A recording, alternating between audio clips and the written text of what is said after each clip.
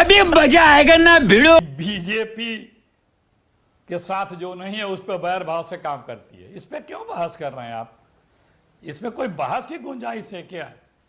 और वही जिसको बीजेपी महान भ्रष्टाचारी बताती हो, वो दो दर्जन लोग बीजेपी में आते ही वो पाक पवित्र हो जाते हैं। क्या बोला तूने?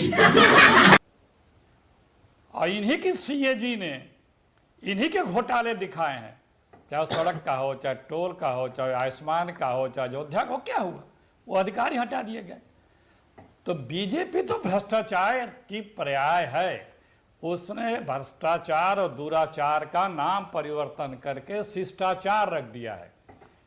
और सिर्फ बाहर ही नहीं, अदालतें तो जो कार्य देख ही रहे हैं आप, एक एक करके समय दीजिएगा बताऊंगा। सदन के अंदर विपक्ष के लोगों को बोलने नहीं दिया जाता है। सैकड़ों लोग सस्पेंड कर दिए जाते हैं। सबसे ज्यादा स्पीकर और चेयरमैन हाउस को डिस्टर्ब करते हैं। नेता प्रतिपक्ष सदन खड़गे जी को स्पीकर बताते हैं कि आप देश में क्या शब्द प्रयोग किया था, डिस्टेबलाइज करना चाह रहे हैं, अस्थिर करना चाह रहे हैं देश को, अराजकता लाना, हाँ, डिस्टेबलाइज करना चाहते हैं। मतलब एक इतने सीनियर लीडर अपोजिशन अगर सवाल नहीं करेगा, सरकार पे प्रश्न नहीं खड़ा करेगा, तो इस चेयरमैन, आदरणीय चेयरमैन महोदय ये बोलेंगे, उनको अपमानित किया जाएगा। अरे ये लोग तानाशाह लोग हैं। जो इनसे अगर प्रश्न किया, सहमत हुआ, चाहे नौजवान हो, किसान हो, मजदूर हो, पत्रकार हो, कितने हमारे मीडिया घरानों पर रेड हुई, कितने लोग जेल के अंदर बंद हैं।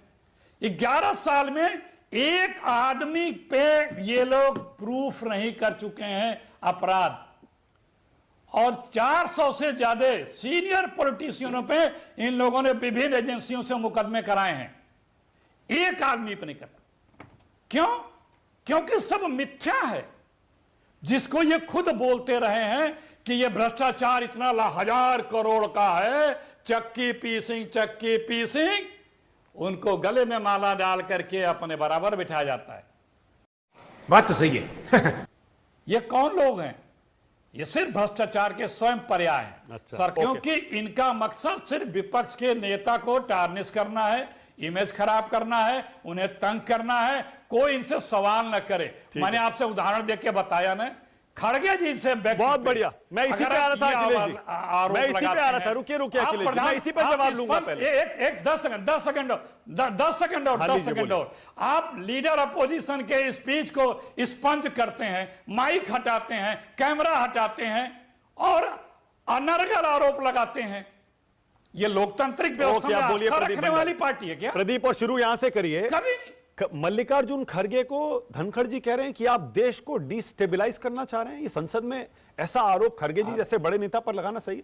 ये मतलब आप वाइस प्रेसिडेंट के विजडम पे और उनकी निष्पक्षता के ऊपर अगर सवाल उठा रहे हैं जो एक कॉन्स्टिट्यूशनल पोस्ट पे, तो मेरे हिसाब से कांग्रेस पार्टी की फर्स्ट फैमिली और उनको लगता है कि किसी भी कॉन्स्टिट्यूशनल पोस्ट को धूमिल कर सकती है, वो करेंगी।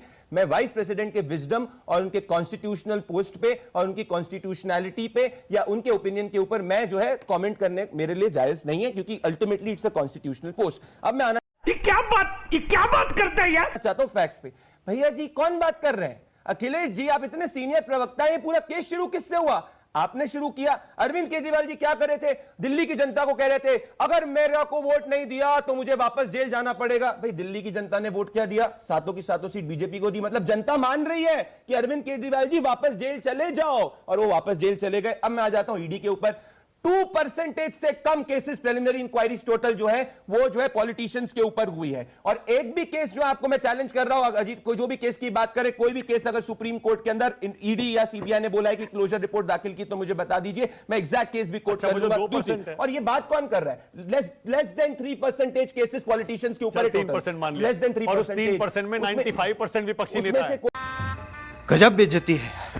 कोई भी केस के ऊपर मैं बीच में रोक रहा हूं, मैं बीच में रोक रहा हूं, आपका जवाब दे रहा हूं, क्लोजर रिपोर्ट आपका जवाब दे रहा हूं। अखिलेश जी मेरे को एक बोलने सेकंड, दीजिए। एक सेकंड, अखिलेश एक जी, नहीं रुक सेकंड, जाइए। अखिलेश जी, जब आप बोले थे तब मैं सुन रहा था। ऐसे मानक जी देखिए, मैं उनके प्रवचन को सुन रहा था। नहीं वो नहीं सुन नहीं, लीजिए। आपने एक कहा कि क्लोजर नहीं, रिपोर्ट, मैं कहना चाह रहा हूं कि भैया जिन लोगों को जो लोग चाहते हैं हिंदुस्तान के अंदर बांग्लादेश जैसे हालात हो, जिनके नेता सलमान खुर्शीद कह रहे हैं, चलिए बोलिए। एक मिनट, इन्होंने बोला कि ईडी सीबीआई ने किसी ने अगर एक भी क्लोजर रिपोर्ट दाखिल की हो तो ये कुछ करने को बात की है। इसी मुंबई के एक नेता के ऊपर इसी ईडी सीबीआई ने कहा गलती से एफआईआर हो गया था। क्या बात है सर, क्या बात है सर, क्या बात, ये बात है।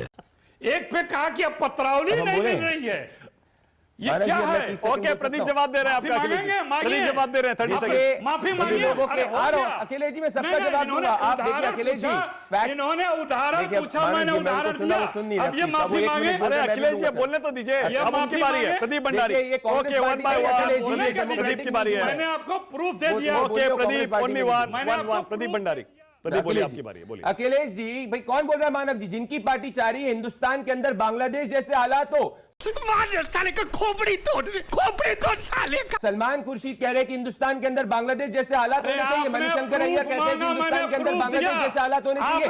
जो जिनके राहुल गांधी जब प्रधानमंत्री सदन के अंदर बोलते हैं, वो मेंबर ऑफ पार्लियामेंट को इशारा करते हैं कि जाओ स्पीच करो।